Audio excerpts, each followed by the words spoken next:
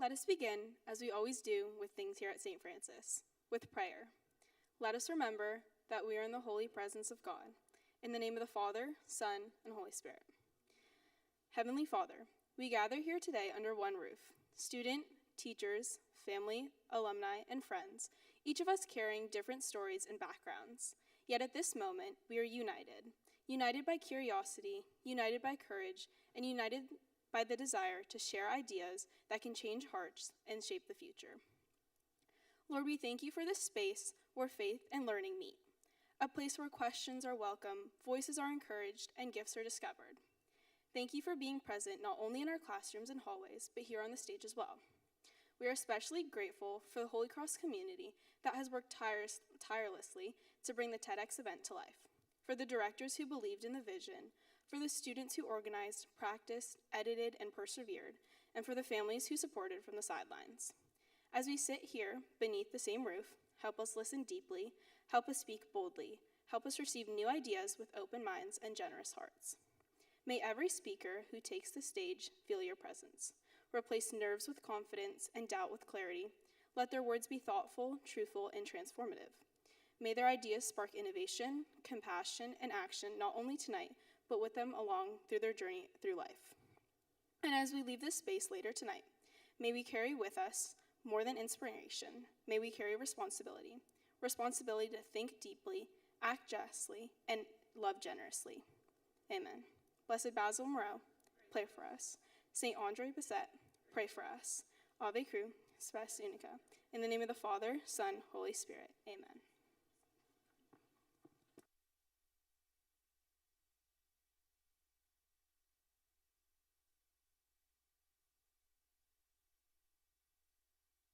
Welcome again to our 2026 TEDx St. Francis event. Thank you, Sam, for leading the opening prayer. My name is Avery Simonson, and I'm here with my fellow co-directors, Trisha Cacade and Marco Sucre.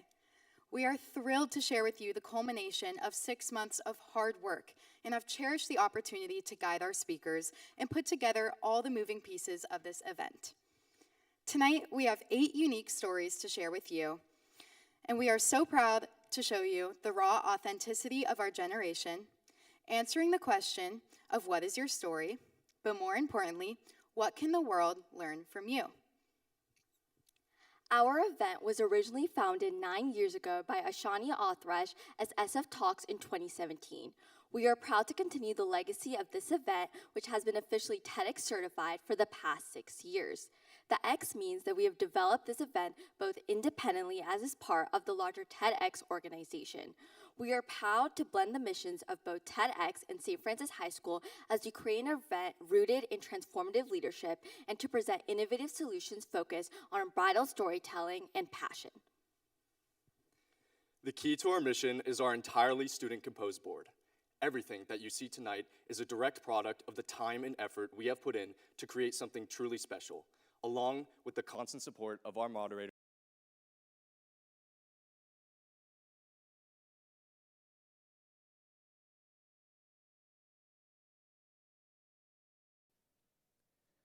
Our official TEDx St. Francis High School artwork is also created by one of our own board members. It contains elements of each of the 8 talks that you'll hear tonight, making it the true artistic representation of our TEDx St. Francis High School event. I would now like to welcome to the stage that same board member, our Chief of Staff, Kate Blong, to go over some details before we dive into tonight's talks.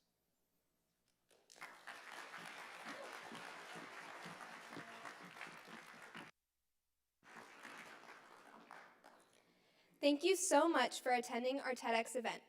As I welcome you to our wonderful Performing Arts Center, here are a few reminders. Our families have worked hard to prepare the baked goods and light refreshments, so please enjoy them in the lobby or outside. Next, I want to familiarize you with the exits. If this is your first time here in the PAC, the main exit, which connects to the lobby, is through the door on your right. There are also 2 emergency exits behind you and to your left. We have professional photographers and videographers, so please silence your cell phones and tuck them away for the duration of the event. Tonight's event is structured into 2 blocks of 4 speakers each.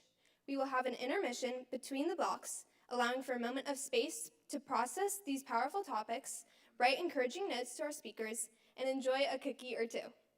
Please refer to your program for more information. Without further ado, allow us to introduce our very first speaker of the evening.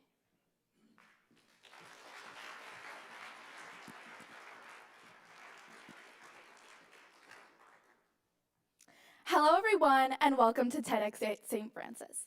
We're so glad you're here, and a huge thank you to everyone who's brought this event to life. To start us off, our first speaker is taking us into something we all do, often without realizing it, deciding who someone is before they've even finished a sentence. With honesty, humor, and a lot of heart, he's going to dive into how an accent can make people assume. So, tonight, he invites us to slow down and listen for meaning, not just a sound. So please join me in inviting Akil Ranjid to the stage. Thank you.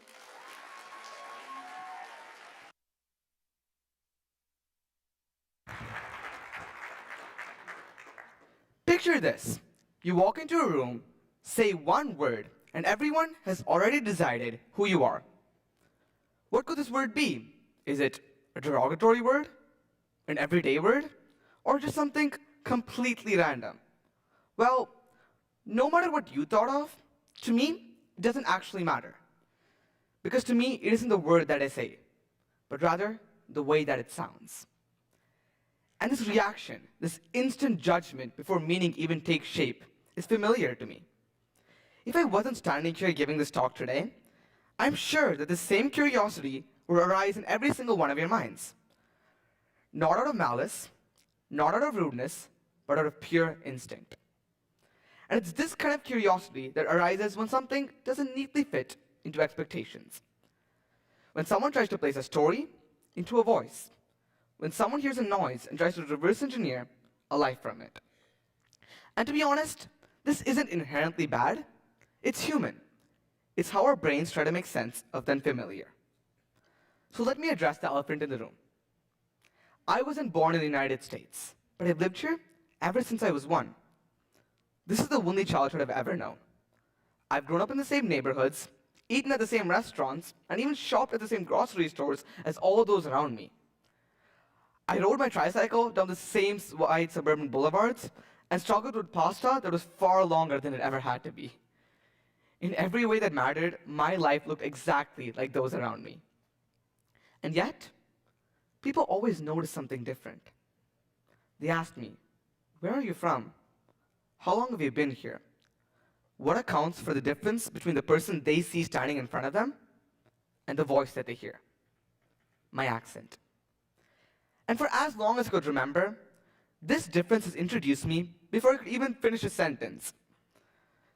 But what I've come to realize is that it's less about the content itself and more about the intention. This curiosity isn't about drawing lines. It's about trying to understand without assuming. So why do I sound the way I do? To this, I don't have a definitive answer, only context. My journey with language didn't begin in English. It began in Tamil, the language I still speak with my parents today. But these early beginnings never fully disappeared. Even though I even think in English now, this early beginning layered itself into the way that my voice carries my story till this day. I landed in Seattle-Tacoma Airport 15 years ago, and ever since then, I've always lived in the United States. Throughout my time in Seattle, and even during elementary school, it never even once registered to me that I had an accent. But it all changed in 4th grade.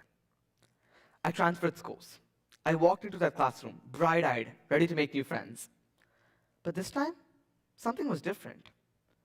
Kids start labeling as early as 2 years old. But around 4th grade, just brushing those double digits, that labeling gets sharper. They start placing people into boxes with alarming efficiency. So I was placed into the box for the thing most obvious about me, my accent. New York First Lady and activist Shirlane McRae once said, "Labels place people in boxes, and those boxes are shaped like coffins." I had this beautiful coffin placed right in front of me. The funeral, it was for all those high hopes that had died from a long fall, for that short-lived dream that I could be that new kid I'd imagined myself being. But I was only a 4th grader. To me, a coffin was just an oddly shaped box. So I stepped right over it and put my name in for student council elections. And I think you guys can all guess what happened. I lost, and I lost pretty badly. But what hurt more than losing was the confusion. So I asked people, why? And I got the same response over and over again. My accent. Not my ideas, not my posters, not my ability to do the job, but rather my accent.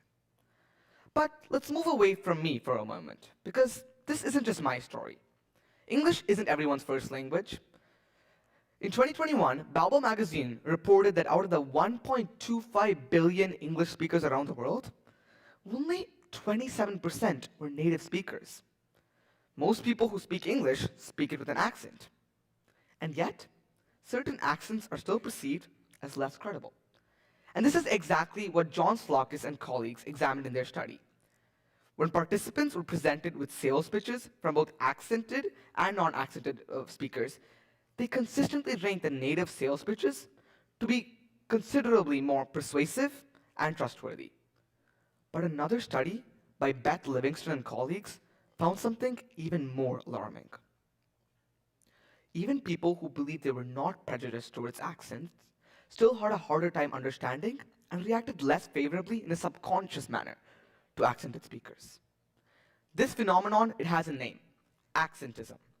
And its consequences, they're real. Studies from the University of Ghent, the American Psychological Association, and the University of Chicago have shown that accented speakers are often regarded as less intelligent, of a lower social class, and in the workplace, these same speakers experience more role conflict and less job satisfaction. But if the evidence is so overwhelming, why does this bias even exist? To understand this, we must delve into what language really is. Communication exists throughout our planet.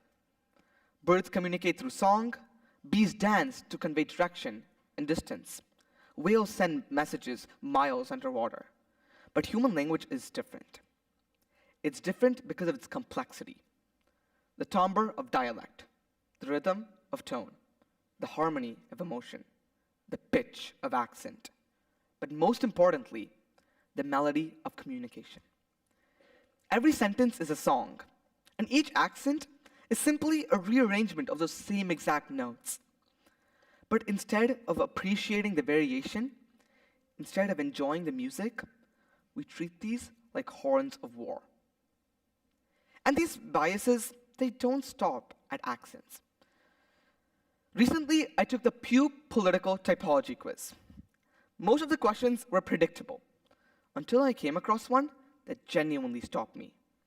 How much, if at all, would it bother you to hear a language other than English being spoken in a public place? I froze. Why would anyone be bothered by that? At first, I dismissed this. I told myself it must only apply to fringe groups. But a quick Google search proved me wrong. More than 35% of Americans, and in some political groups, more than 50% said yes. To me, multilingualism has always been a skill, an asset. The ability to communicate to multiple populations through wildly different forms of communication is incredible. But yet, to some, it's seen as an offense. A 2013 study by the University of London helped show why. It found that multilingual, extroverted, ethnically exposed, and more emotionally stable people were significantly less bothered by accents than those who were not. And suddenly, something clicked. When someone hears an accent and is bothered by it, the issue lies not with the speaker, but with the listener. The right people would listen. And I'm not describing some utopian fantasy. Some societies already live in this reality. I witnessed this firsthand when I visited Singapore. Every sign was emblazoned in 4 different languages: English, Malay, Tamil, and Mandarin. Singapore didn't hide its languages, it celebrated them. Chinatowns stood beside Malay street markets, Hindu temples, and colonial buildings. Singapore didn't force its cultures into coffins. It created a melting pot where everyone would retain its own unique identity while strengthening the whole. And back in my own life, I kept stepping over coffins people placed in front of me. I ran for student council elections again, and again, and again. By 8th grade, I was practically a perennial candidate. But slowly, those boxes, they started breaking down. People stopped hearing my accent first, and rather my ideas. Some people never learned to look past the sound of my voice, but that was their loss. The right people listened, and they were enough to elect me as student council president. And I'll be honest, when I hear accent, I still notice it, but now I know exactly what I'm hearing. Not a personality, not a limitation, not a predetermined story, just a voice. And everything that comes after is what matters. Thank you.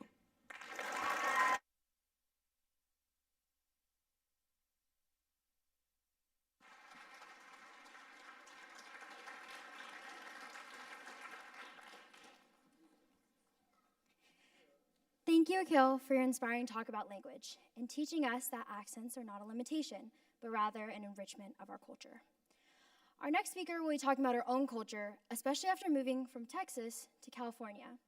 From mannerisms to support systems, this speaker has found that as our environment changes, so may our values. Everyone, please welcome to the stage Junior Lauren Williams.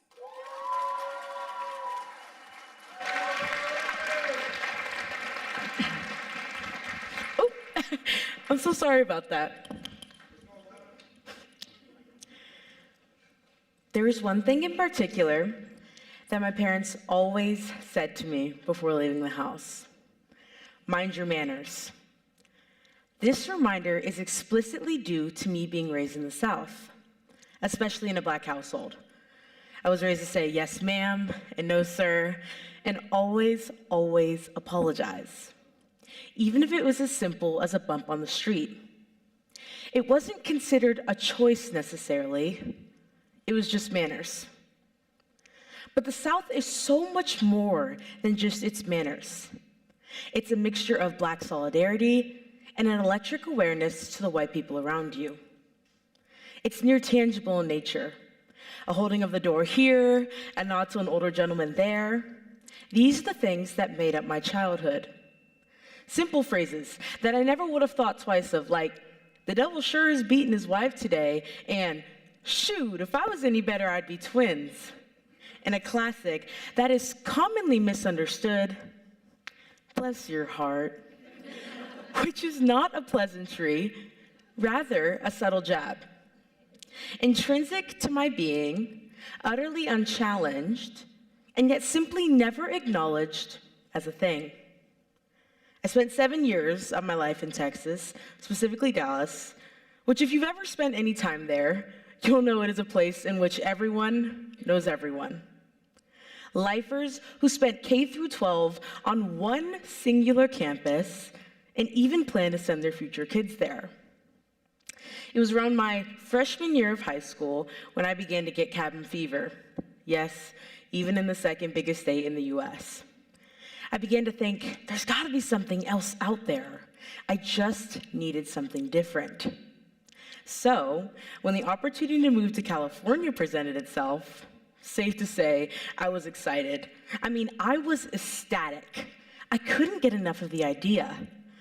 In fact, I created a list of things to be excited for. I mean, all of these I consider reasonable, especially my personal favorite. Babe, it's California.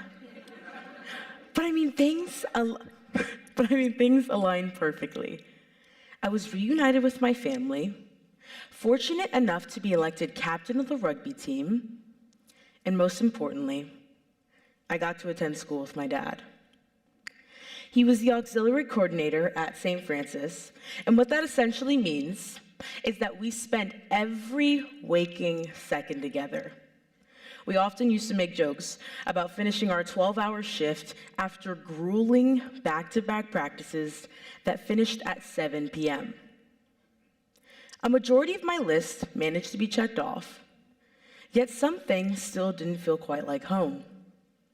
I had visited before and realized, okay, manners are not our top priority out here, But that didn't necessarily bother me. I was so excited by the aspect of everything else that I didn't realize how drastic the change was going to be. And unfortunately, that the reckoning was going to be within my own community. Growing up, I had always felt secure and validated within my own race. I had been exposed to a myriad of Black support systems that laid the foundation for who I am today. Affinity groups in 2nd grade, racial injustice since 3rd, and racial consciousness conversations since 4th grade. I had been involved in a BSU in some form or fashion at every single school I had gone to since kindergarten. Where I come from, my people always stuck together, whether that be through challenges or achievements. When I was little, I used to imagine myself as one of the BSU leaders that had been my role model, daydreaming of what it would be like to be at the heart of my community, the shelter during the storm. It is due to my strong foundation and upbringing that I feel such a strong connection to the Black community. I think another part of it is having a father figure who was so proud and adamant about being Black and being who you are and representing your people in the best way, that it was just rooted in me from the very beginning. Years of family dinners where my siblings and I would sit around our 5x5 oak table discussing what makes us, us. These conversations can only be attributed to my father, as he always wanted to cultivate open dialogue and yet also leave room for uncertainty. Being with him feels like being in a church. You feel small and humble and amazed, and yet you get absolutely no answers to your questions. But you have the unshakable belief that he will never, ever guide you away from what is right. I say all this to emphasize the juxtaposition of my experience in California thus far. The unity and acknowledgement that had seemed so banal before things that had seemed so banal, like unity and acknowledgement, a culture of love nearly boiling over in a pot, had suddenly been turned to a low simmer. It was jarring, an entirely new behavioral pattern that seemed socially unspoken. Blackness was acknowledged, but not proudly worn. Black students were friendly, but not connected. The unity and culture I had grown up with had suddenly been stripped from me, and I was left with, yes, Blackness, but an independent type of Blackness, something I had never experienced before. It appeared to me like bees, who shared the same ideas and goals and even appearance, yet still chose to try and make their own hives. I began to wonder if this unique problem of independent community existed only within St. Francis's Black community.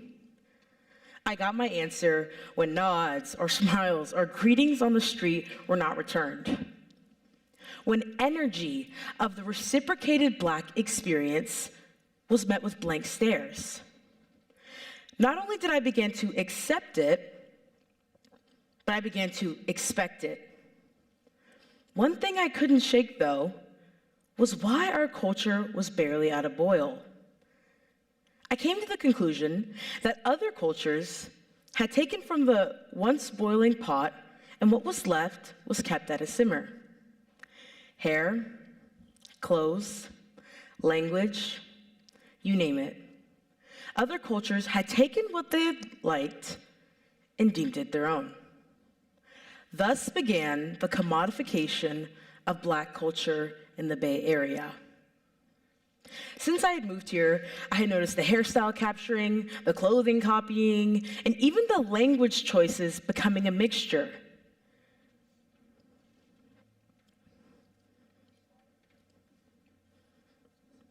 Specific edge styling techniques, braid cinch clips, Black streetwear and brands, mass appropriation of African American vernacular English, all of it a diluted version of the real authentic culture. I'm familiar with how diverse the Bay Area is, I can promise you that growing up in a town that was predominantly black and white creates quite the contrast.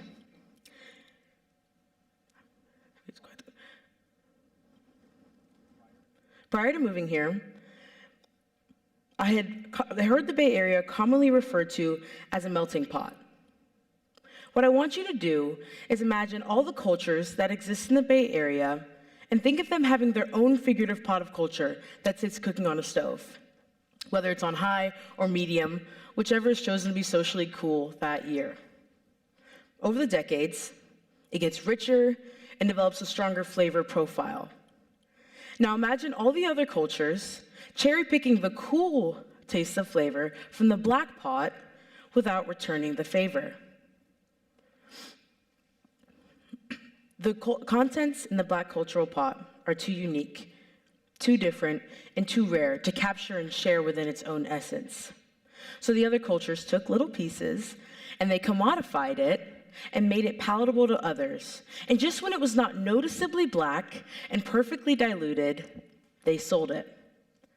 You see, this ties back to the pot metaphor.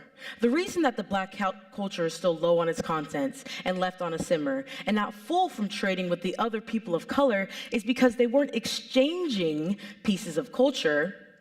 They were trading black culture in return for societal acceptance. Gold bracelet clips, traced back to ancient Egypt, used to signify status and divinity. Silk African headscarves, now coined as bonnets, and sold with the pretense of protecting all hair types. African American English, traced back to the South and its roots. The list is endless and still growing. I call it a trade because that's exactly what it was. A trade of acceptance at the price of your own culture. So while moving to California provided me profound opportunities and new experiences, the perspective I gained in Texas didn't allow my perception to be fully rosy. So what does it look like to appropriately borrow from another culture's pot without effectively altering the significance? I can't tell you what it looks like for everyone, as that would be a non-applicable generalization, but I can tell you what it looks like for me.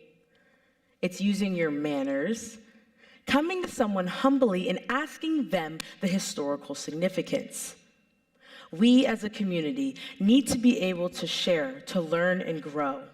So often do I find people afraid to ask a question, terrified of rejection, that they miss the beauty of learning entirely. I also hope that this has made you think about your own perspective and how to step outside of it. This problem extends beyond the Black community. It is a pattern found in many other minority groups. It's subtle, and yet it's depriving thousands, if not millions, from being able to claim what's theirs and bask in it. I hope that this talk has made you think about your own perspective and how you may be able to step outside of it. I like to think that life is a mass accumulation of our experiences. But what makes it even richer, what makes it really worth living, is getting to hear about perspectives far outside the reach of our own. Thank you guys so much. And do not forget to say, excuse me.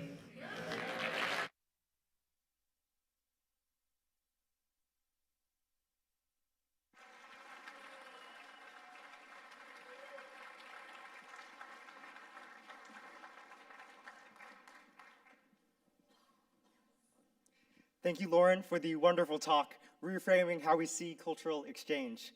Now it is my immense honor to introduce our next speaker. She is an innovator confronting the question on how to best help our community and our world, finding an unlikely answer in science and engineering. She presents a framework that not only redraws our methods of service, but our worldview on what it means to be an agent of change who is both impactful and deeply compassionate. Without further ado, please give your warmest welcome to Avani Talker.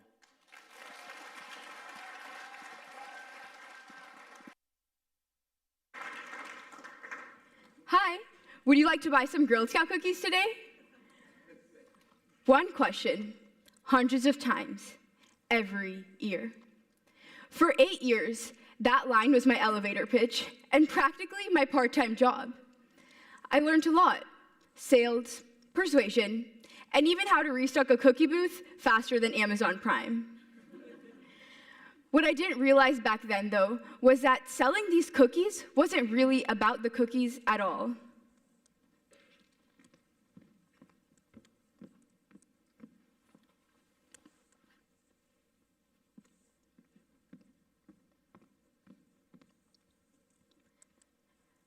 Rather, it was my first lesson in service. Every box we sold funded community projects, which meant that NICU babies got crocheted beanies, and families who lost their homes in the 2023 Maui wildfires got blankets. I quickly realized I always leaned towards more creative, hands-on projects, the kinds where I could build, design, and fix something to make it better. Even before I knew what engineering really meant, I had always loved looking at problems and imagining solutions. So while Girl Scouts taught me the heart of service, those experiences began to spark the mindset of an engineer, one that starts with empathy and ends with impact. So every weekend growing up, I would recite the Girl Scout promise. On my honor, I will try to serve God and my country, to help people at all times, and to live by the Girl Scout law. At first, this was just something I memorized and mumbled along with my friends while secretly thinking about whether there would be food after. But over time, I began to realize the deeper meaning of this promise as one line in particular began to stick with me: to help people at all times. This line showed me that service isn't something you schedule. It isn't something you only do to check off a box. And it definitely isn't something you only do when others are watching. Rather, it's a way of waking up every morning and choosing empathy, like checking in on your sibling before they annoy you first, of course. But in all seriousness, to help people at all times showed me that service isn't about convenience. It's about showing up when least expected, yet most needed. And I was lucky enough to see what this really meant the summer before my freshman year in high school. During our annual family summer trip to India, my mom took me to a place where she and my grandparents used to volunteer at years before, the Institute for the Blind. I still remember walking in that first day, the hum of ceiling fans, fingers gliding across braille pages, and the soft laughter filling the hallways. But that scene immediately brought me to tears because I wished I could help every student see the world through my eyes, not yet realizing how much they would help me see it through theirs. As a computer science teaching assistant, I made simple braille flashcards and machine models for the students to explore by touch. But I actually quickly realized I wasn't there to teach. I was there to listen and learn, because what the students taught me there, I would have learned nowhere else. They showed me that empathy isn't pity, because they didn't need saving. They needed someone who was willing to create along with them and collaborate with them. And that's when my perspective shifted, because that's when I realized that service isn't about fixing people. It's about fixing the systems around them. The lack of access, limited resources, assumptions that quietly create barriers. And that realization felt a lot like engineering, identifying a problem and redesigning it to make it better so that the people could thrive on their own. So when I came back home to the US, I naturally couldn't shake that feeling off because it had completely transformed the way I saw service. So 2 years ago, as a freshman, I started Service Club at St. Francis to create a place where students could come together to serve while also building real connections. At first, we would hold one-time charity events like card making or food packaging. But even though we were doing service, it didn't really feel like it because it often ended the moment the event did. But in India, I had learned that service should transform lives meaningfully, not just touch them briefly, right? Well, that's when STEM enters the picture. Remember how I said I always had a knack for building things? Well, picture this.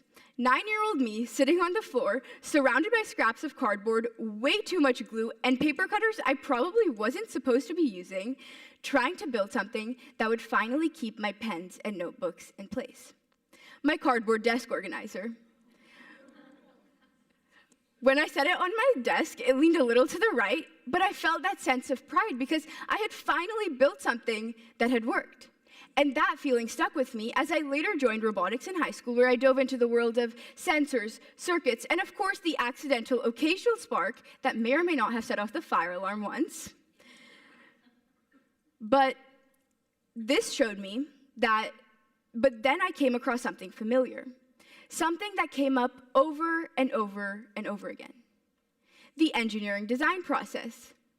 Ask, research, imagine, plan, create, test, and improve. Simple, right? Well, let's take Microsoft, for example, one of the biggest tech companies in the world that actually uses this exact process. When Satya Nadella became CEO, he said, "Empathy makes you a better innovator." And he meant it because his teams started by asking users with disabilities their daily challenges with technology. And those conversations then led to the Xbox Adaptive Controller, a device designed so that every gamer, regardless of ability, could play. And that's empathy transformed into engineering, and engineering changing real people's lives in real ways. So I thought to myself, why couldn't I apply those same principles to Service Club? Well, that's exactly what we did, and within a few months, we became just as successful as Nadella's team. Yeah, that's not what happened at all. We actually faced multiple challenges along the way, but it was an exciting process because we got to see how our club transformed. So let me walk you through it. In the beginning, our leadership team would choose service events based on the Awareness Month. For example, a daily essentials drive for women during Women's History Month. But after a while, we noticed that we were repeating similar events and not actually truly addressing what the community needed. And so we took a step back and started asking questions. Questions like, what issues mattered most to our peers? What kinds of service experiences actually motivated them? And most importantly, what did the communities we hope to serve need from us? And that's where our research began. Instead of just guessing what various communities needed, we actually began speaking directly to them before the event occurred. So in practice, this meant that instead of guessing what students at Sacred Heart Nativity School needed for their back-to-school kits, we actually spoke directly to the administration to understand what they needed. And that conversation led to our realization that they didn't need trivial items like highlighters or stickers. They needed the more basic supplies like pens and pencils. Next was planning and creating. I mean, we had always been pretty good at brainstorming unique ideas, if I may say so myself. But we realized that that means absolutely nothing without intention. So we became more selective when choosing our events by keeping meaning at the heart of our decisions. So then the first year of our club then became our prototype, where we tested all kinds of events, from card making for senior homes and volunteering at hospitals. And during those early events, we paid close attention to what resonated most with both our volunteers and the communities we served. Then the second and now third year of our club, we used those early experiences to refine. We learned that we should increase community engagement outside of the Lancer students. And so that led to the launch of our very first turkey drive this past year. That simple idea turned into cars lining up outside campus and families honking as they brought in their turkeys on an early morning until we filled up an entire van with over 260 turkeys for local families in Los Altos. So by applying these engineering design principles to service, we were able to transform our club from a simple checklist into a constant cycle of empathy and improvement. So somewhere between cookie boots and robotics, I learned that service is basically like one big engineering project, but with a lot more heart and slightly fewer wires. So if you asked me today, would you like to buy some Girl Scout cookies? I'd still say yes, because now I know cookies aren't the only thing inside those boxes. Rather, it's a blueprint for change. So if there's one thing I want you to take away from today, it's this. Service isn't about a single project, an award, the number of hours you get, or just a simple checkbox. Rather, it's a mindset that is constantly improving through empathy. It's a lifestyle that calls us to act even when it would be easier not to. It's a daily choice to approach the world as our prototype. Because when we apply the engineering design principles to service, we don't just make change, we share it. And if every act of service became such an act of innovation, then maybe the next great invention isn't another social media app or AI bot. Maybe it's a world built on empathy. And that's a pitch I'll never stop making. Thank you.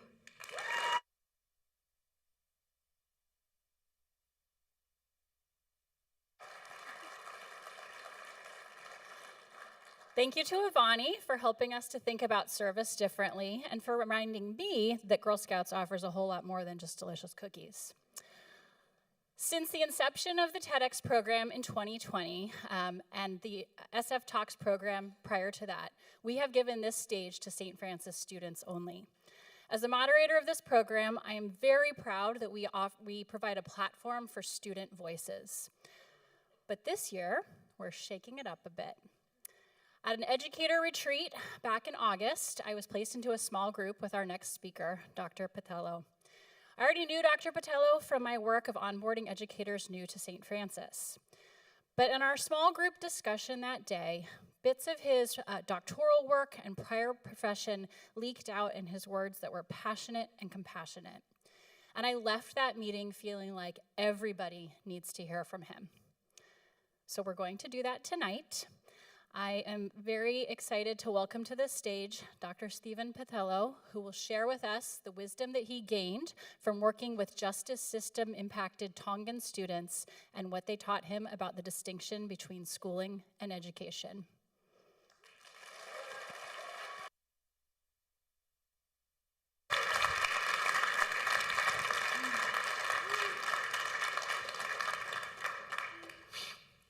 Good evening.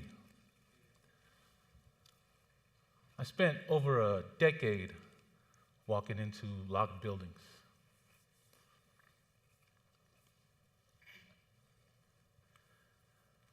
You ever hear the sound a heavy door makes when it slams shut behind you?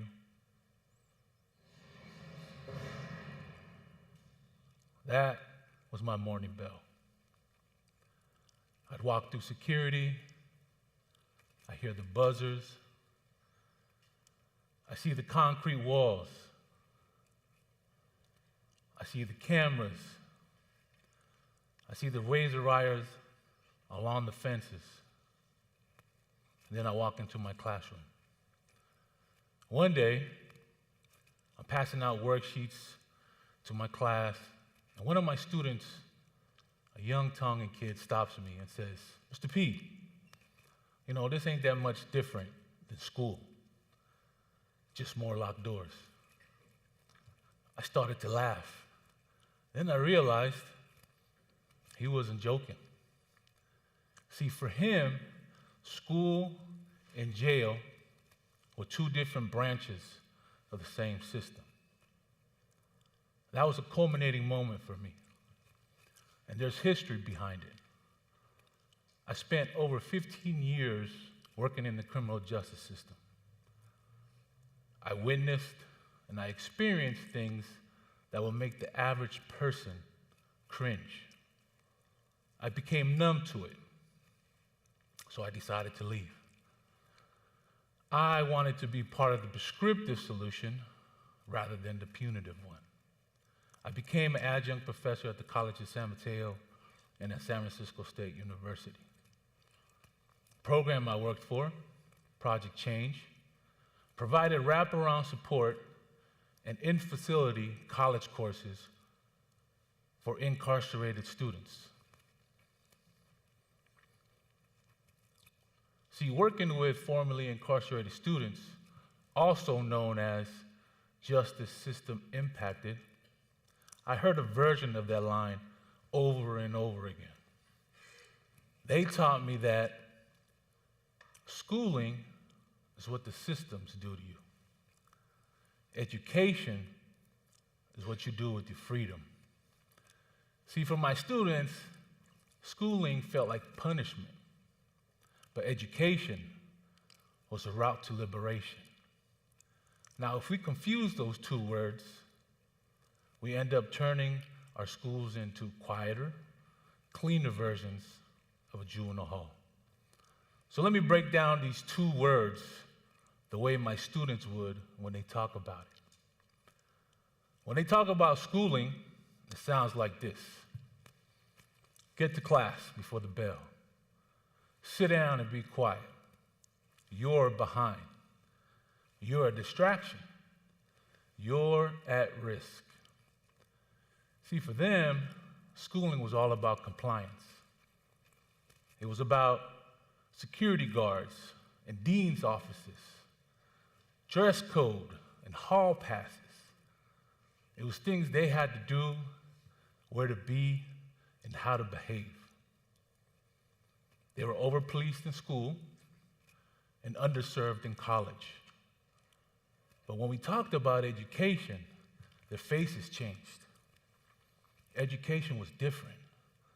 Education was seeing their histories and their culture in the curriculum.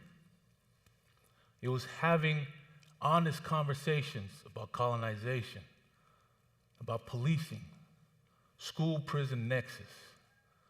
It was being respected as experts for their own lived experiences. See, they weren't against learning. They were against being controlled, mislabeled, and erased.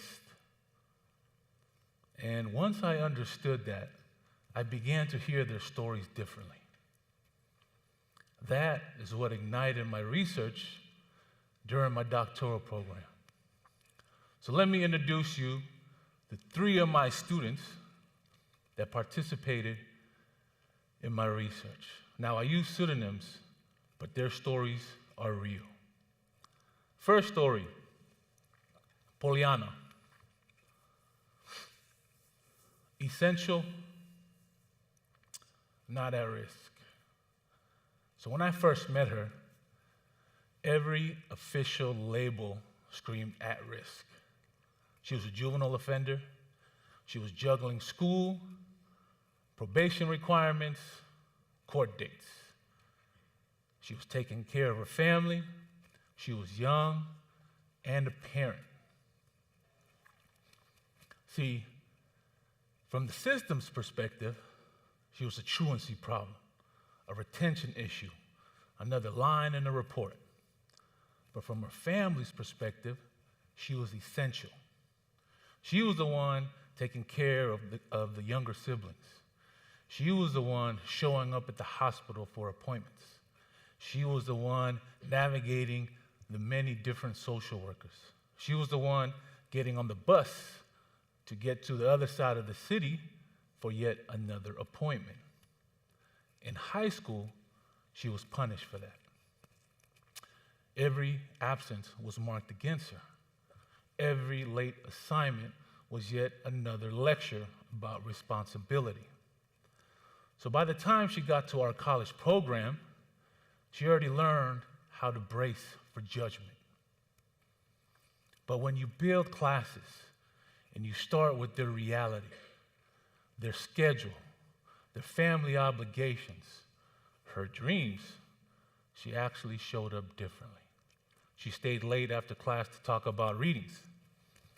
She was able to connect theories of mass incarceration to her own lived experiences.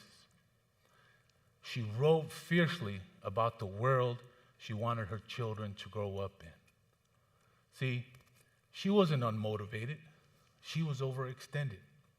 She needed an education that respected her for everything she was carrying.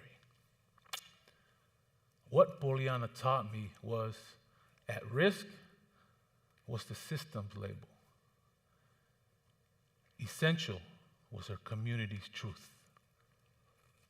My second story is Susana, caught between Fatongia and school. Susana often missed class. On paper, it looked like she was irresponsible. But if you sat with her and you listened to her story, it sounded different. Fatongia.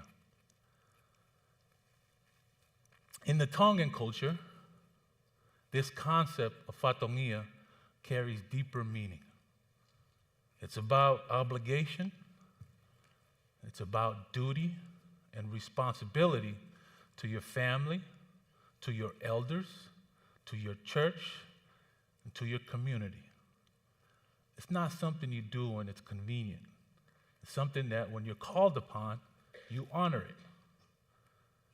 So when there's a funeral, when there's a family engagement, a community event, or a moment of need, Susana never asked if her absence was excused. She showed up when she was called to be. School saw absence. Her culture saw character. Schooling told her she was irresponsible. Her community told her she was honoring her obligations. These tensions taught me something important. That freedom for students like Susana is not choosing between family and school. It's having an education that honors both. Third story, Pita. From defendant to mentor. You pull Pita's file, you see a long list of offenses, suspensions, and what the system already decided who he was. They labeled him a frequent flyer, a problem to be managed. But what the file missed was kids looked up to him. When he sat down, they sat down. When he calmed down, they calmed down. See, he had leadership written all over him, but the system didn't see it that way. So we gave him another role. He started mentoring other justice system impacted students. He began to see his lived experiences not as a stain, but as expertise. Education didn't change his record. Education changed what it meant. What Pita taught me is that when systems don't know how to deal with leadership, they label it defiance. So as educators, we must refuse that erasure. So what these three students taught me about freedom is that it's more than release. It's more than access. It's more than an open door. First thing they taught me, freedom is being fully seen, not as a case number, not as at risk, but the opposite of incarceration. It's not only release, it's recognition. The second thing, freedom is talking back to the story. Because learning the language of power will show you how not to blame yourself for what the system was designed to do. Education isn't only about learning the story, it's gaining the tools to rewrite it. The last thing they taught me, freedom is pathways, not only open doors. Because an open door means very little when you are carrying life, work, grief, and survival. An open door, a single open door, is not freedom. Pathways are built with people. So today, I work here at St. Francis High School. I'm teaching ethnic studies and AP African American studies and coaching football. I carry those students with me into every classroom and onto every football field. And in the class, we don't start with textbooks. We start with our students' lives. We start with their families. We start with the history and the systems that they move through. I watch these students realize that school and education are not the same thing. And when you're speaking, learning speaks to their lives, they sit up a little differently. So we build restorative practices into the way we learn. Circles, reflections, questions about what do you need and who do you want to become. That's not an extra program. That is education. So in closing, I've heard doors locked behind young people, and I've seen when adults become that lock. So I ask you guys to remember this tonight. You can open the door, but it can still lead nowhere. Education means more than access. It's recognition, it's relationships, and it's real pathways. That is freedom. Thank you.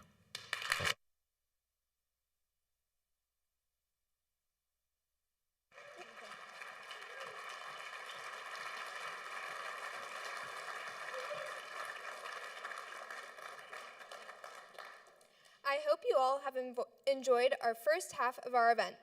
We will now take a 15-minute intermission. In the lobby, you can enjoy some food, chat with the speakers, and write some notes to them during this time. After the break, we look forward to seeing you for our second block, where we will listen to our next 4 talks.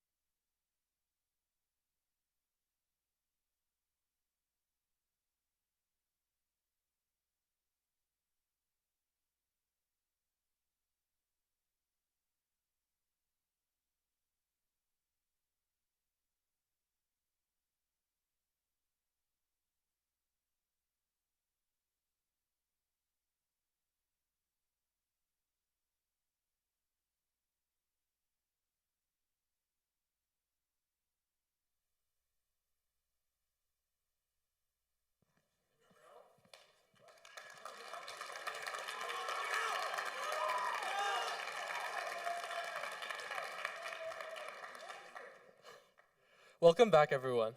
I hope you feel refreshed, relaxed, but most importantly, ready for our next set of speakers. But before that, I'd like to give a big thank you to one of the best educators and our previous speaker, Dr. Patello.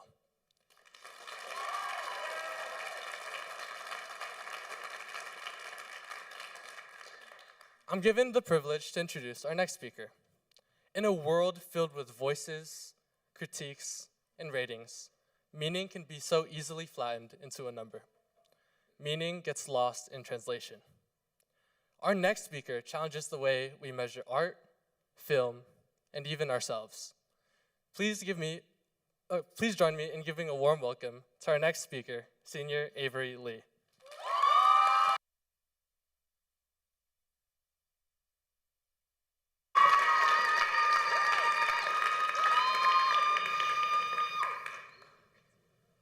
Huddled underneath my covers, I remember being in my bed watching the 2018 movie Spider-Man Into the Spider-Verse. Captivated by a world of colors and multimedia, 10-year-old me was enthralled with the images on my screen. I rushed to my sister, begging her to watch the film, and after 4 years of waiting, her response was, "I just didn't like it." This response ignored a 99.7 on Rotten Tomatoes, an average of 4.4 stars on Letterboxd, and a science fiction plot about friendship, action, and purpose that spoke to millions of people. So, naturally, in little sister fashion, I asked, why? She responded, "I just didn't." Now, this response has always baffled me. However, it is one that is far too common. The phrase, "I just didn't like it," or "I just wasn't feeling it," is one that has bothered me for the longest time. And it is not that my sister didn't enjoy the movie, it was her lack of opinion. And online, I see a variety of opinions that spark controversy and confusion and don't give a lot of insight to the film at hand. And when picking a movie for family movie night, these reviews matter. You don't exactly get a full picture with reviews like, "Penguins of Madagascar was better than this, #no shade." My family will cycle through trailer after trailer trying to find a good movie, and then all of a sudden 2 hours have passed, and it's too late to watch a full movie, so we'll just watch reruns of Friends or Parks and Rec. But why is it so difficult to find a good movie? We struggle to find movies because we have no true understanding of what these reviews actually mean. If we take a look at some reviews, the idea of what an average is varies. Let's take a look at the movie Barbie, for example. Nominated for 8 Oscars and watched by over 1.2 million people in the first month in theaters. I would give this movie a 4 out of 5 stars. It's visually stunning, witty, and fun to watch. However, some people with the exact same rating as me had a completely different take on Barbie. 4 stars can call Barbie corny and disingenuous, saying it doesn't explore the full depth of femininity. However, 4 stars can also call Barbie life-changing, saying they hope it doesn't go under the radar as it is worthy of becoming a classic. Moreover, 4 stars can claim that Barbie has revived Hollywood, but 4 stars can also claim that Barbie is the reason why Hollywood is dying. We don't understand movie reviews because there is no true understanding of what an average actually means. So instead, we search for perfection. The movie with only the highest ratings, the most awards, the best directors, and best actors are worth watching. We don't give chances to smaller films because we are confused and scared of being disappointed. The lack of clarity in rating systems has led us to strive for only the best, which is why I believe we need a new rating system. One that is clear, concise, and usable for all levels of movie lovers. But first, we must define what makes a good film. Well, for the film critics, the 5 elements that define movies are, first, the screenplay and story. This is the heart of the film. It gives the film its purpose, meaning, and gives the audience something to root for. The story is like a pulse that drives the film along, giving life to its characters and their desires. Second, directing and acting. These are the people that bring life to the characters and quite literally to the entire film. They make you feel it. But this is also the category where you can immediately tell if a movie is good, bad, or great. Next, production design. This is what takes the story to a reality. The visual aspect of the film is transformed through things like props, set design, costumes, makeup, and VFX. Next, cinematography and editing. And unless you're paying very close attention, this one tends to fly under the radar. However, it is crucial to a film's subconscious feel, controlling things like lighting, pacing, compositions, movement, and transitions. And finally, we have sound design. Sound is used to define the underlying tone of the film. Without it, no film would feel correct. The Foley, or the sound design, and the score, the music, is meant to help you understand a little bit more about the underlying theme. Film is defined by these 5 aspects. Combined, we have the heart of one of the most powerful arts forms of all time, each element serving its own purpose. However, there are some flaws within this rating system. More often than not, someone has to pay very close attention to understand each aspect of the film. It is more like analyzing rather than watching, which can be helpful in some cases, like understanding a writer or director's intentions, but is not useful for an everyday viewer, especially when there's a way more easily accessible 5-star rating system. So what if we change some things? What if we become more precise? What if we talk about the one thing that matters most in any form of storytelling? The story. Duh. So instead of rating things upon these 5 rhetorical elements, we should ask, what does the movie do for us? Does this movie provoke strong emotions? Now, they don't necessarily have to be positive emotions, but can we connect to what we are watching, and do we believe it? Next, is the director or writer trying to say something about the past or current time period? Will this movie become a classic? And are they trying to say something within this film? Next, does this movie inspire change? If so, does it inspire you in a way that is surprising, or does it inspire you in a way that is creative? These questions instead ask you what you like in a movie, what matters to you. And these are all questions of taste. And taste is something that cannot be disputed. However, there are also some flaws within this rating system as well. Without the first 5 rhetorical elements of the rating system, we have no idea of what the movie feels like or looks like. So, my proposal for a new rating system is, can I get a drum roll please for this one? Expression versus execution. By combining our first 5 rhetorical elements plus some more tasteful questions, we get the expression versus execution scale. By blending these 2 ideas together, you can very quickly see where it lies compared to other movies, and what style of movie you're going to watch, and what your personal taste is. Starting from high to low, you rate the execution-based elements from an exceptional, enjoyable, all right, underwhelming, and awful. So with the movie Barbie, I would rate the screenplay and story enjoyable, the acting and directing exceptional, the production design enjoyable, the cinematography and editing all right, and the sound design enjoyable. Similarly, starting from left to right, you answer each question from a strong yes, yes, neutral, no, and strong no. So with Barbie, does this movie provoke strong emotions? Yes. Is this movie saying something about the past or current time period? Strong yes. Does this movie inspire change? Yes. And does this movie inspire me in a way that is creative? Yes. And does this movie inspire me in a way that is surprising? Neutral. On the graph, each question moves a point on the graph, so you can quickly see where the movie lies from both an emotional and artistic scale. Barbie averages a 4.642, which is way easier to understand, especially when compared to other movies. Now, you might feel like this is a lot for just one film. But what if I told you rating systems extend to beyond just this? How often do you have a 5-star pop-up on an app or at the end of a survey in class? If we lack the understanding of these preconceived structures life gives us, our opinions are limited. We are so quick to click the 5 stars, 3 stars, 2.5 stars, but what you need to understand is that our opinions can determine what the masses listen to. Media is how we consume information, entertain ourselves, and form an idea of what is right and wrong. So we must be attentive to what we are watching. And movies have always been a reflection of what matters most to us.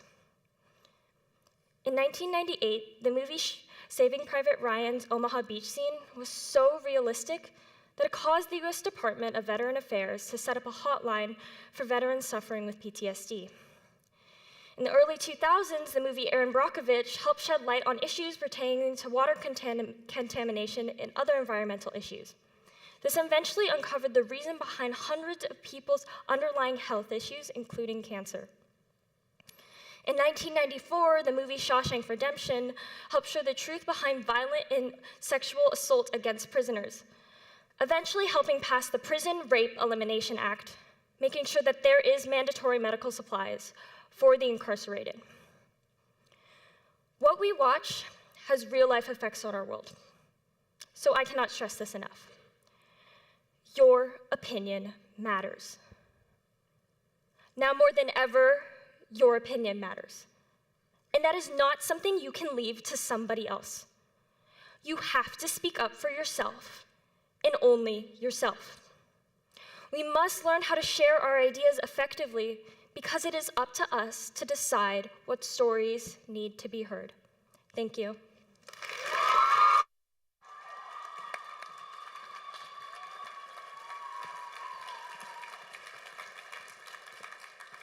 Thank you, Avery, for that important reminder that our opinions matter in a world that often reduces everything to stats and averages. Now, it's my pleasure to introduce our next speaker, someone who has learned to look beyond the surface and explore how we evaluate ourselves, especially when things don't seem to fit.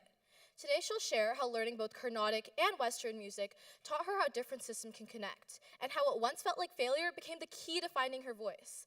Now, please join me in giving a warm welcome to Adia, Shivven, Kumar.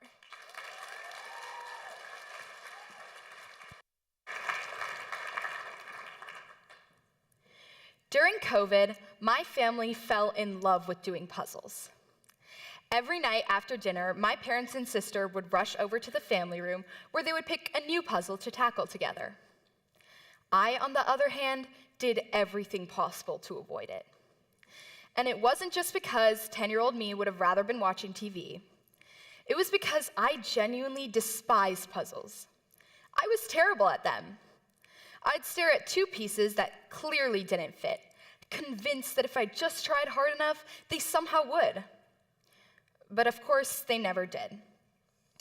To me, the biggest issue was that every puzzle felt completely different from the rest. New logic, new way of thinking. I couldn't see any pattern to them. So eventually, I gave up. And honestly, I was relieved. I thought I was done with puzzles for good. But I was wrong. A few years later, as I became more serious about my vocal musical training, I found myself facing that same frustration again. Only this time, it wasn't because of pieces in a cardboard box, but rather when I was learning both Carnatic and Western music at the same time. Carnatic music is a classical vocal tradition originating in South India, and it is very different from Western music. At first, they felt like 2 completely different puzzles. Different structures, different systems, different terminology. Because I started Western vocal much later than Carnatic, I thought that I would have to relearn music all over again. But then I realized something important. The problem wasn't the puzzles, or in this case, the music. It was the way I was looking at it. Just like puzzles, Carnatic and Western music come in different boxes. They look different. They're built differently. But when you take a step back, the patterns are there. You just have to know how to spot them.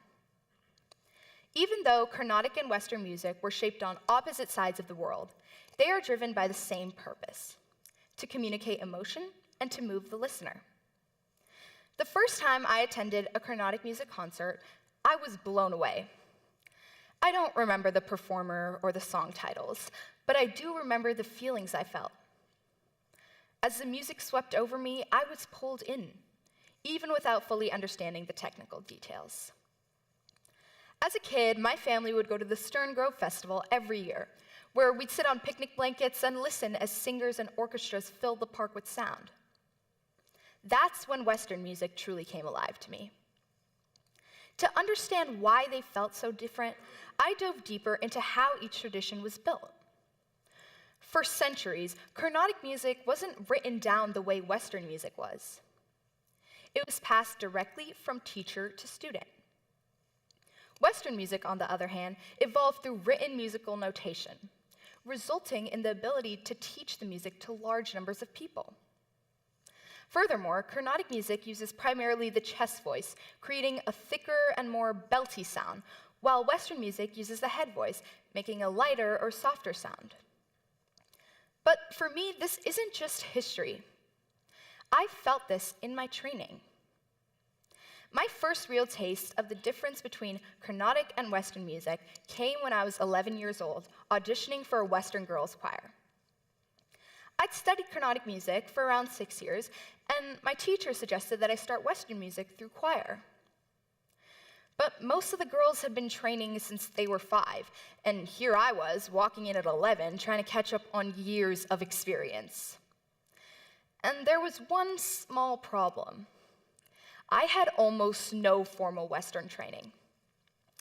I'd taken a few lessons from a teacher, and I loved belting Adele on karaoke, but that was about it. So I walked into the audition, sang a couple of songs. I thought everything was going pretty well.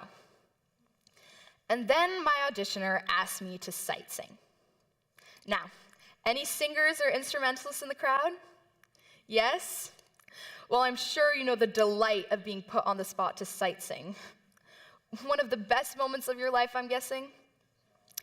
Well, imagine how great it was for me, an 11-year-old girl whose best grasp of the Western music scale came from Sound of Music's Do Re Mi. Because in Carnatic music, we don't really sight sing. I learned songs by listening to my gurus and recordings, absorbing sound with my ears, not my eyes. Western music was asking me to decode symbols on a paper, while I'd been trained to recognize pitch and pattern by ear. But just like the puzzles, the methods were different, but the goal was the same: learning how the pieces fit together. Unfortunately, I didn't understand that yet. So while I got high marks for my musicality, there was some concern over my sight singing ability. I was sent home with a stack of papers, instructed to practice sight singing over the summer if I wanted to be accepted into the choir. After months of diligent practice, I sent my recordings in. I remember the co-founder of the choir emailing me back, expressing his surprise at my ability to hit every note on the pitch. And that's when I realized something important. Carnatic music hadn't put me behind. It had simply prepared me differently. Just like how I wasn't bad at puzzles, I was seeing patterns in a different way. Carnatic music had trained my ear, my pitch, and my ability to deliver nuanced notes. And that was my secret weapon in gaining my head start in Western music, even as a beginner. I began to see that even though Carnatic and Western music look different on the surface, they both tell stories through their own methods. Storytelling is expressed in two ways: what the words are saying and what the music does to these words. In both traditions, the musician uses sound to build tension, emotion, and feeling. They decide when to build intensity, when to pause, when to grow louder, or almost disappear. The singer creates a journey, making it seem like the music is flowing, rather than just jumping from note to note. In Carnatic music, lyrics often focus on a single idea. So the story deepens through repetition, the same line slightly changing each time it is sung. In Western music, songs move through a series of events in chronological order. The music supports the development of the plot, with changes in harmony, melody, dynamics, and volume marking different points in the story. In both, the music shapes how the listeners interpret the story. Different approaches, but the same purpose. Once the story exists, it can now be brought to life. I was 12 years old when I had my first solo Carnatic music performance.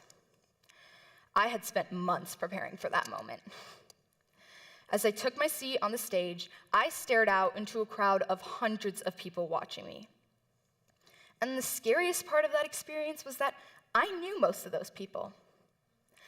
I had spent the last few years attending concerts with them, listening to the other singers. And that was the day that they would listen to me. I hoped that I would live up to their expectations because those people had been so important in my journey as a Carnatic musician. My experience with Western music was quite different. My first time performing solo in front of others was actually competition. I remember walking into the small room, seeing the 3 judges sitting in their chairs, heads buried in their grading books, as the timer counted down my 7 minutes. My performance was a blur. I sang my songs, said thank you, and walked out of the room.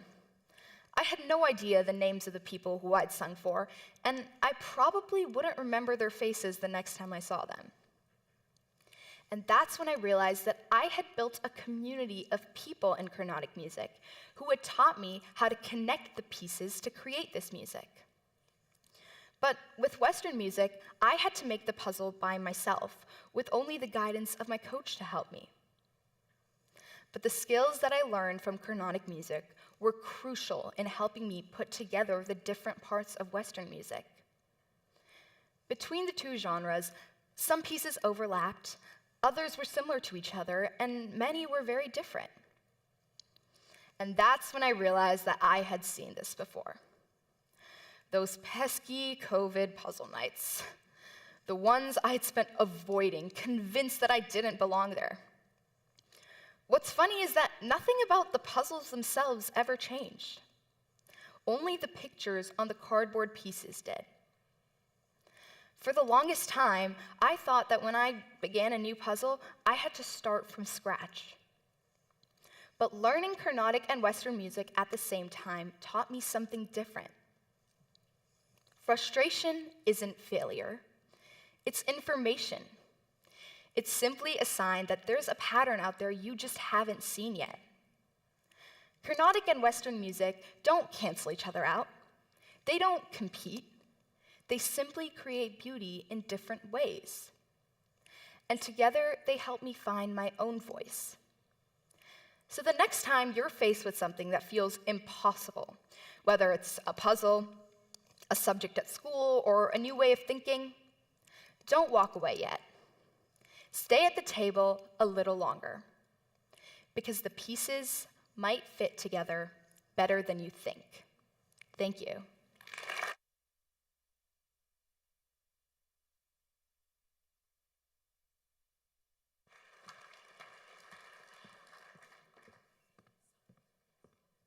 Thank you, Adia, for sharing with us her amazing journey through music. Now, for the past year, I've had the absolute privilege of working not only as a co-director, but as the personal mentor for our next speaker tonight. Working with him, hearing his story, and seeing how it transformed him into the man he has today has been an absolutely incredible experience. Tonight, he'll share that same story with you, his unexpected challenges growing up in an immigrant family, and maybe, just maybe, changing how you view love. Please give a very warm welcome to Fernandez.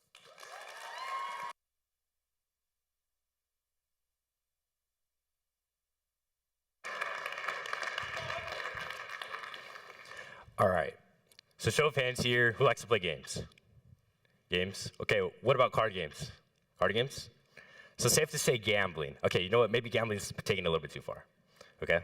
But you know what, let's take a little gamble, okay? What would life be like if I disappeared? Heads, I'll stay. Tails, I'll go.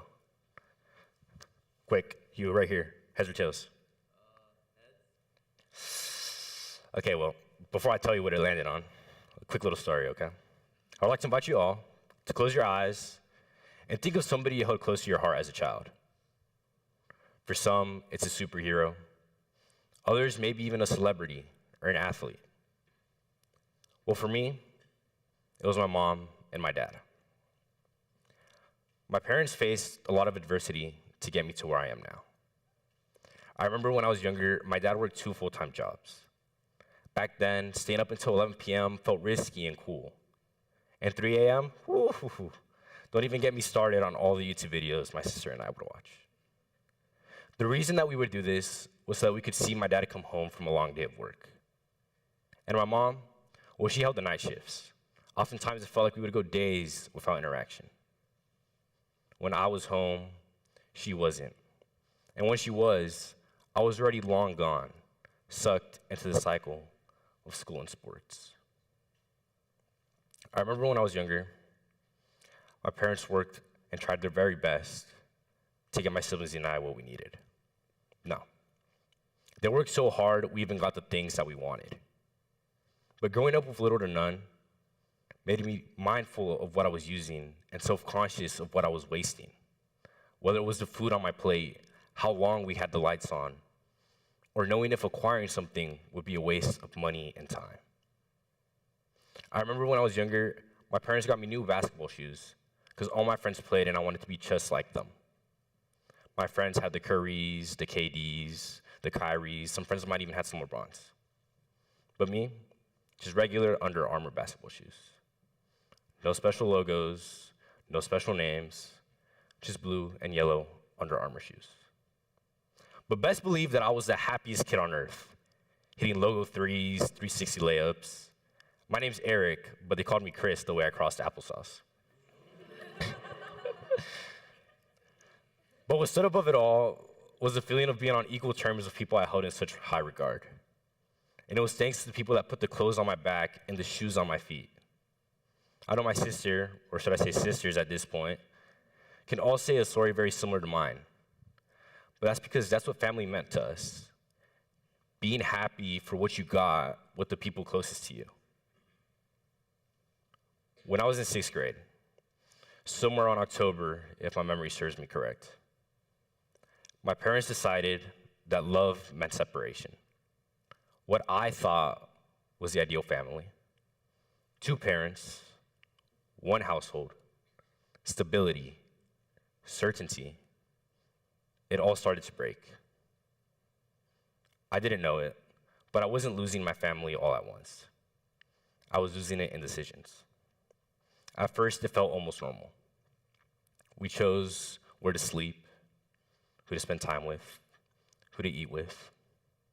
But then, in one single decision, made out of fear, concern, but most importantly, love, everything changed. Visits to my dad were limited, and then eventually prohibited. And then just like that, something disappeared. Not loudly, not dramatically, but quietly. As a kid, I didn't have the language for what I was feeling. But I decided that love could be negotiated, that affection came with conditions, that being easy, quiet, and agreeable mattered most.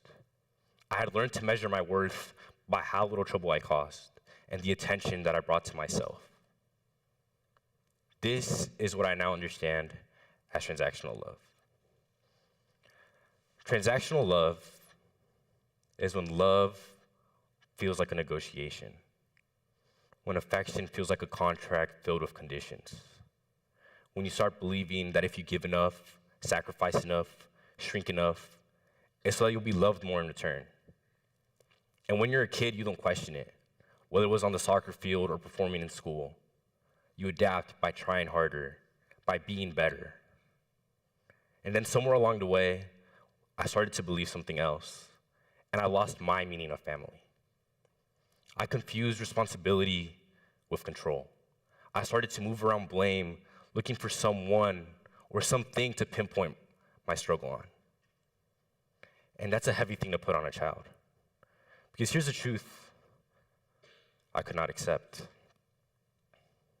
I could not have all the power in the world, no matter how good I was, no matter how quiet I was, no matter how much I gave, no matter how much blame I wanted to put onto others.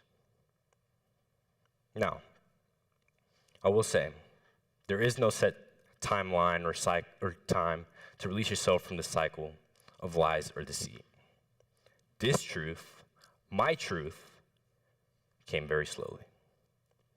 Somewhere around my 8th grade, freshman year, through my faith, through music, through the words of people I wanted to put the blame on, I learned that vulnerability is not my weakness, but rather my strength.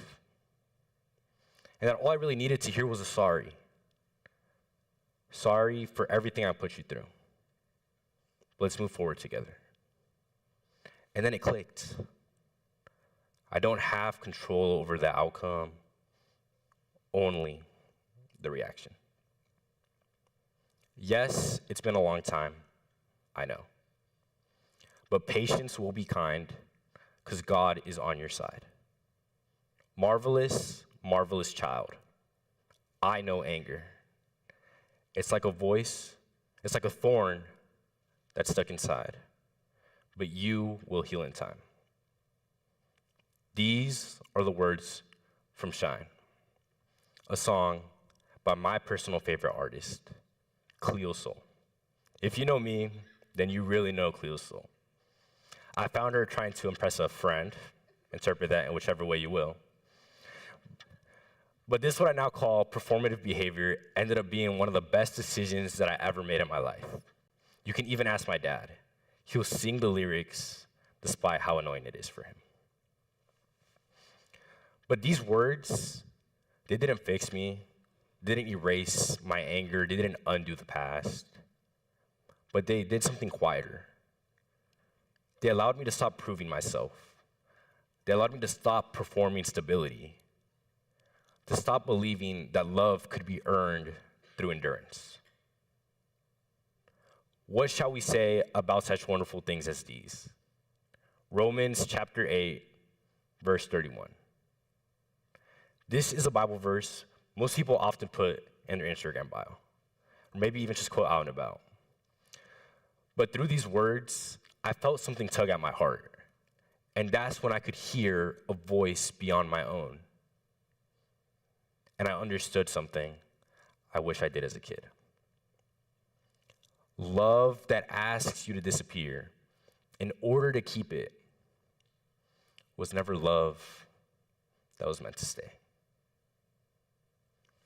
Like a coin tossed in a pond, this rippled out into my love for music, and through music, my faith.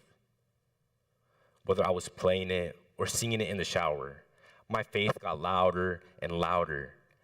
And then it felt like for the first time, I could stop trying to earn love.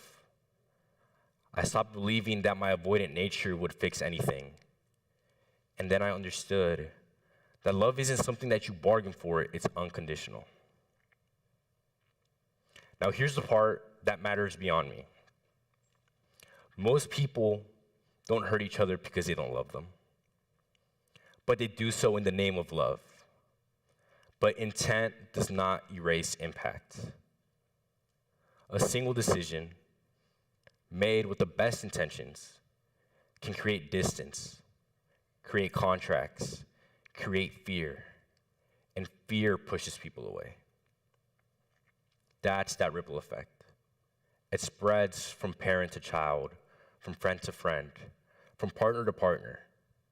And oftentimes we don't realize it until somebody disappears emotionally, long before they ever disappear physically.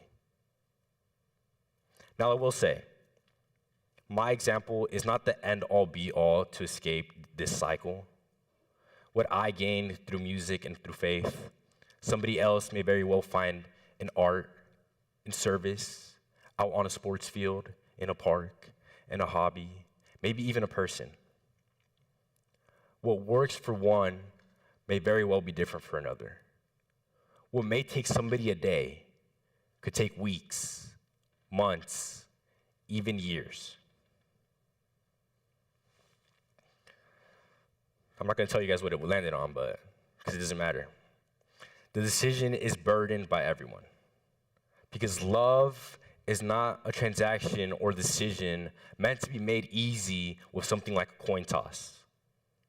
And when we treat it like one, the cost isn't just paid by the person making that decision.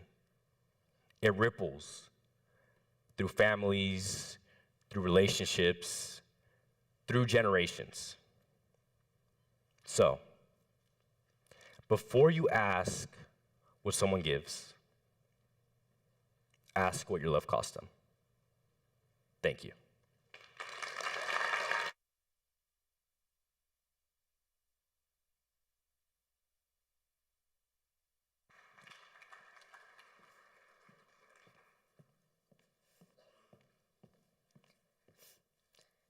Thank you, Eric, for that amazing talk on how love functions in our various relationships.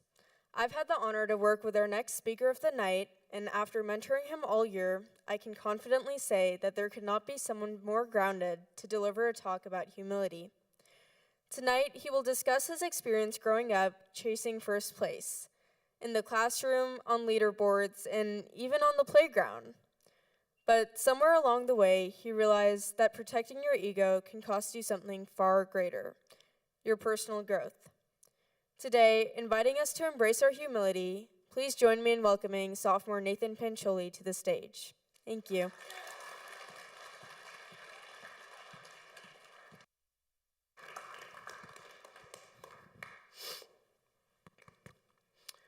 Another slip and fall.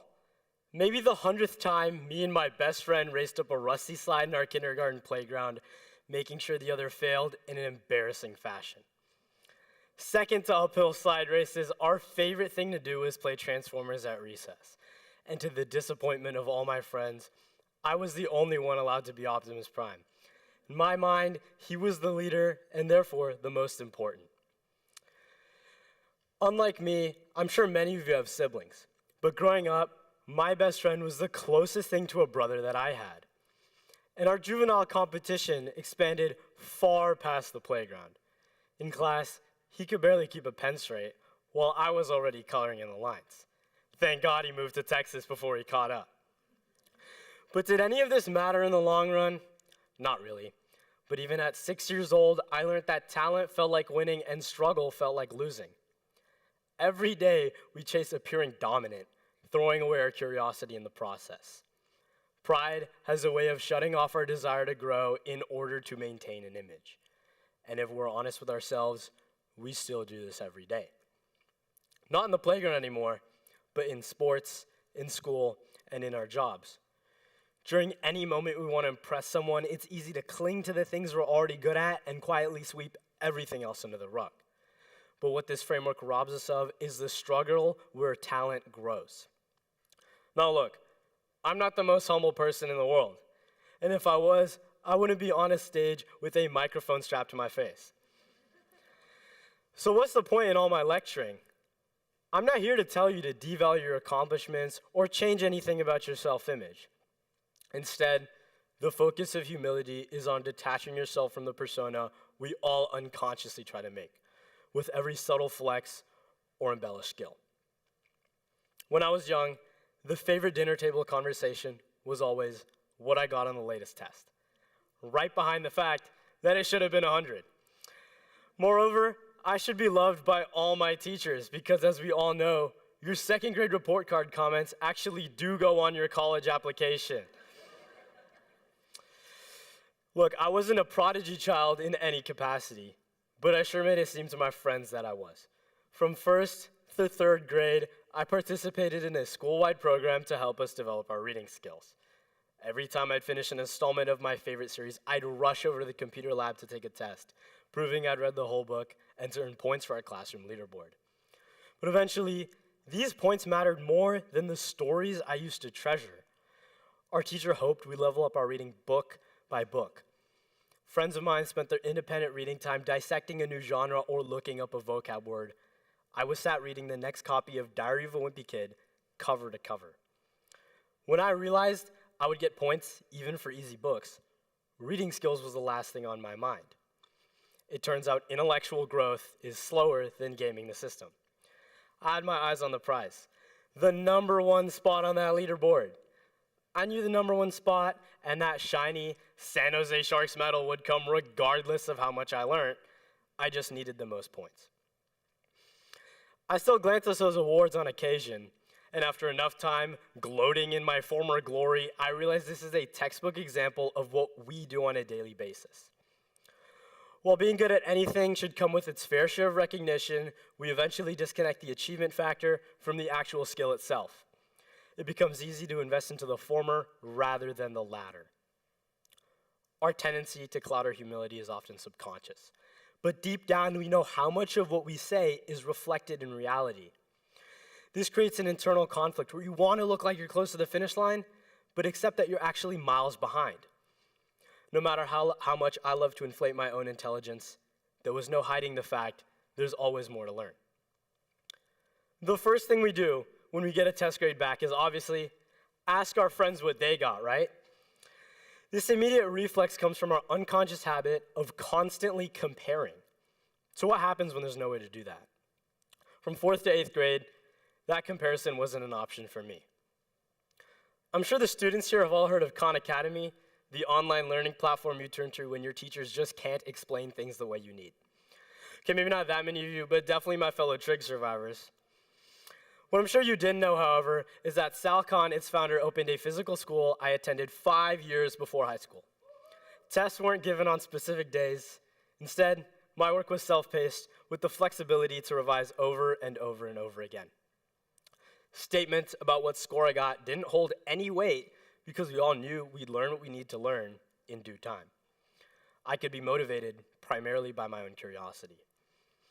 And without the pressure of performing the best on my first attempt, I started to find meaning in what we discussed, think deeper about what we read, and actually enjoy the things we practiced. With no metric to build up my image, curiosity was at the front and center of my education. Looking forward, this applies to much more than just school. In real life, there are metrics that determine progress or success. We don't get to choose whether they exist or not, but we do get to choose what we focus on. And in my experience, growth came from rejecting the comfort of looking smart and embracing struggle even when I took a hit to my ego. When I left behind my non-traditional education to come to St. Francis, I had to learn to focus on curiosity first all over again. Instead of self-paced assignments, I was doing daily homework for the first time in 5 years. I could check my grades or ask my friends about theirs during any hour of the day. Still, I chose to see my academic progress as a ladder to climb instead of as a badge to display to others. Although this mindset shift allowed me to focus on the learning experience over numbers, another area in my life brought about tension between how others perceived me and my personal growth. Because learning humility doesn't stop in any particular place, it just finds a new way to hit back. I'm sure it's not a shock the next place I applied this mindset is in a very competitive endeavor, sports. The athletes here must all have their stories about crazy conditioning sets, late night tournaments, or an early morning practice that pushed their limits. But every physical challenge is backdropped by a mental one. I had to learn to be comfortable being uncomfortable and grow while being visibly bad at something. Thai boxing was my outlet to do just this. When I started at 14, the rounds we trained for were just 3 minutes long. Those first couple sessions, I learned just how long 3 minutes really is. With burning shoulders and a perpetually empty pair of lungs, I struggled those first weeks, outshadowed by those around me day after day. As I got better at Muay Thai, I finally found myself ready to spar. For those that don't know, sparring is the exam of your technique. When you step onto the mat or into the ring, no one's trying to knock you out, but you get to see how much you can keep your composure when someone's actually throwing strikes back. Those first couple of Thursday night sessions, I learned just how fast I could gas out and forget to keep my hands up.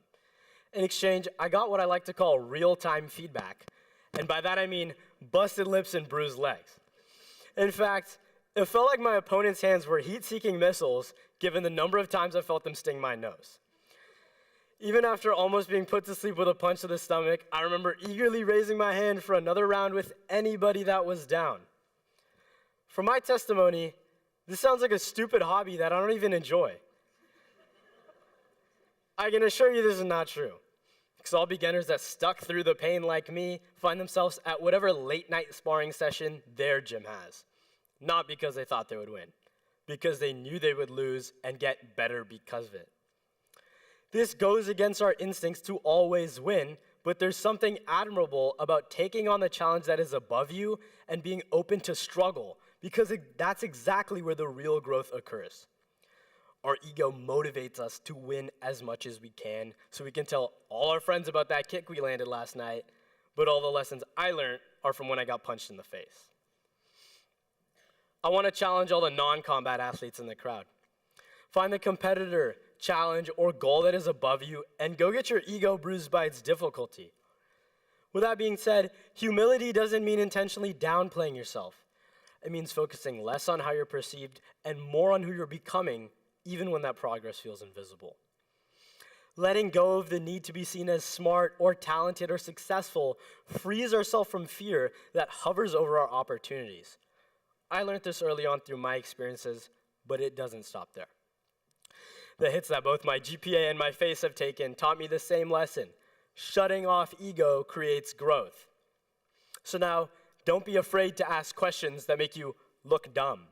Challenge the expert even when victory isn't promised, and take feedback from people who know more even when it hurts.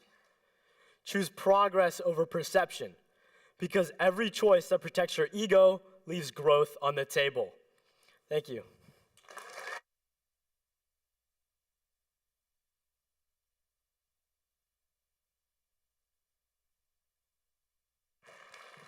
Thank you, Nathan, for your incredible talk.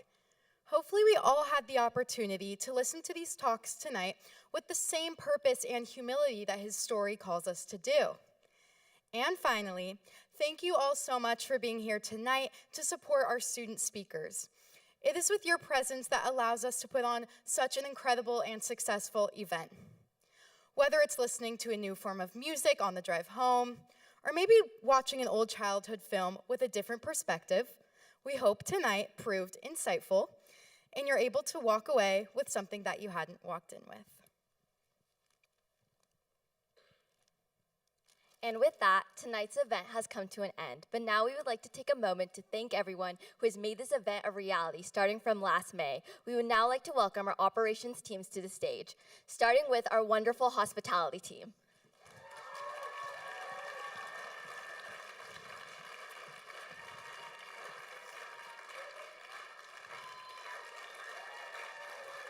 Our publicity team,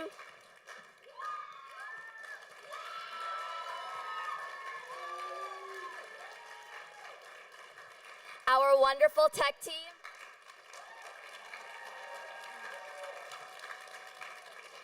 and our wonderful chief of staff.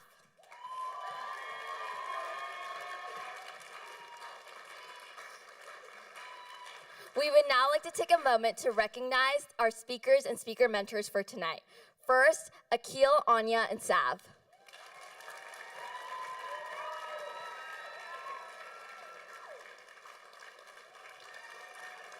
Lauren and Kira.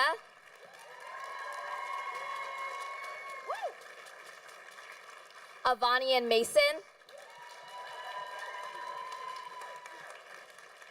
Dr. Patello and Mrs. Shortle.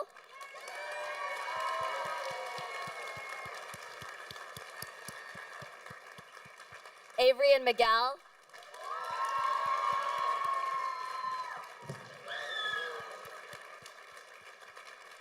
Adia and Sanvi.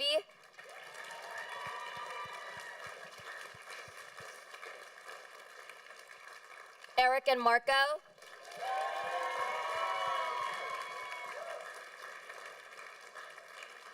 And finally, and certainly not least, Nathan, Rihanna, and Stefan.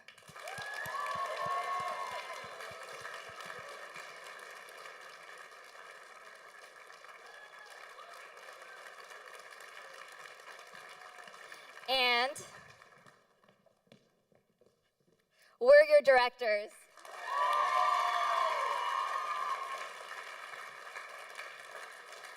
I'd like to thank Mr. Thompson, Cambry McNeil, and our photographers for their support. Last but certainly not least, I'd like to present our amazing moderator, Mrs. Leslie Shortle.